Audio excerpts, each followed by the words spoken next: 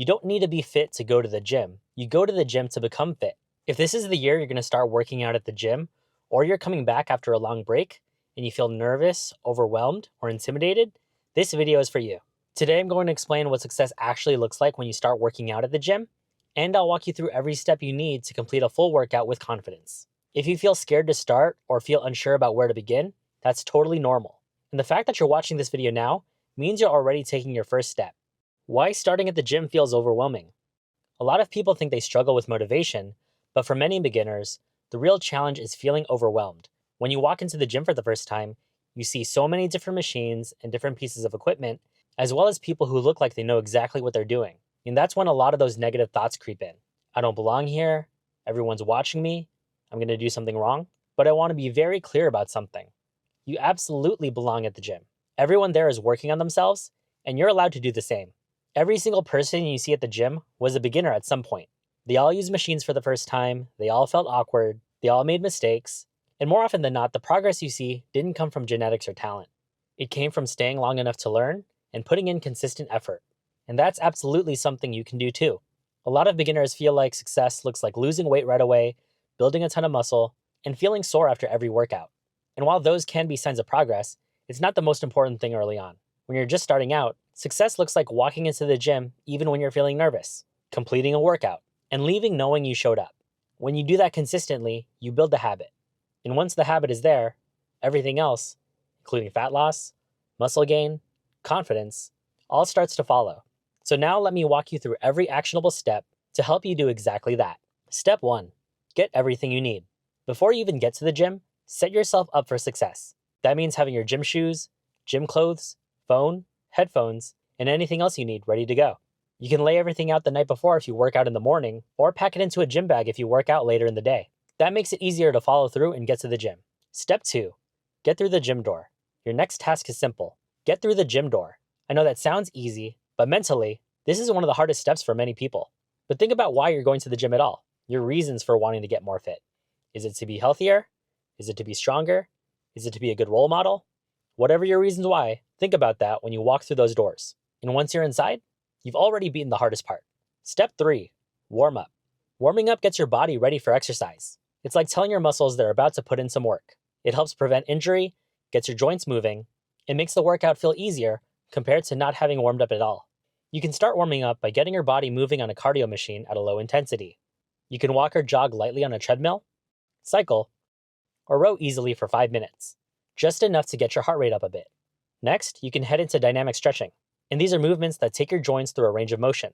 You can perform these movements for 30 seconds each or 10 to 20 reps, and they can include arm circles forward and back to loosen your arms, torso twists to wake up your core, and leg swings front to back and side to side to wake up your legs.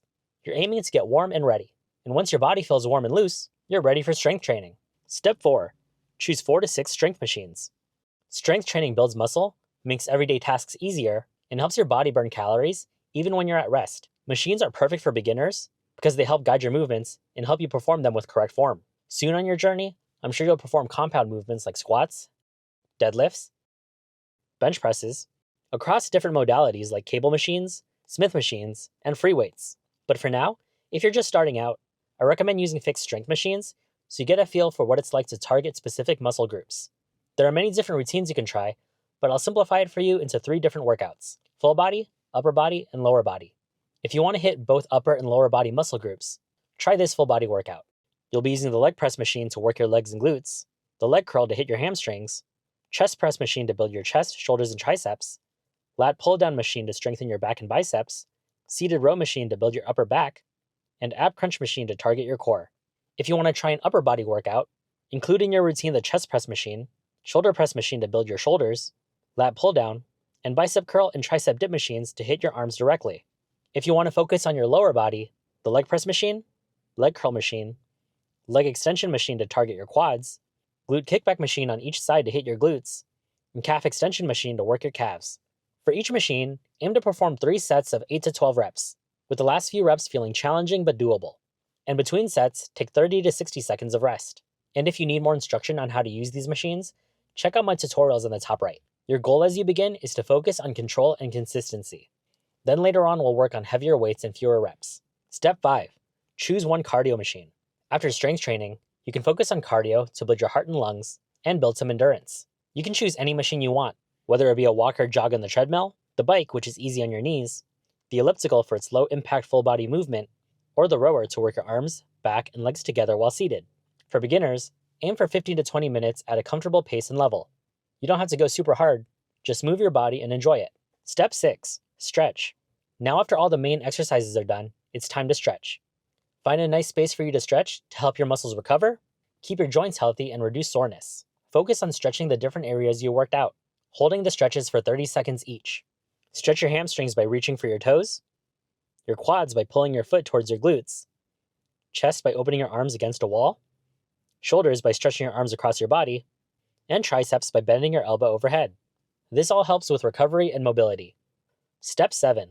Leave the gym feeling proud. Finally, you can exit the doors and celebrate the fact that you showed up. Showing up consistently is the most important thing a beginner can do because it's how this becomes a habit and a part of your new lifestyle. That doesn't necessarily mean showing up every single day because you do need to take some time to rest, but it does mean showing up often. So try at least 3 times a week using the routines we went over or anything else you find that you want to give a try and feel proud every time you do it. Step 8. Think about nutrition. It's important to know that the work doesn't stop when you leave the gym. Nutrition is just as, if not more important than going to the gym to work out. And that's because it helps your body recover, fuel your workouts, and is how you'll actually see results from all the work you're putting in. There's a lot we could cover when it comes to nutrition, but to keep it simple for beginners, focus on a few key things. Drink plenty of water, aiming for at least 8 cups a day to stay hydrated and support recovery. Add more protein to your meals. Protein helps repair and build muscles. Good sources include chicken, fish, eggs. Eat more fruits and vegetables because they give your body vitamins, minerals, and energy to perform and recover.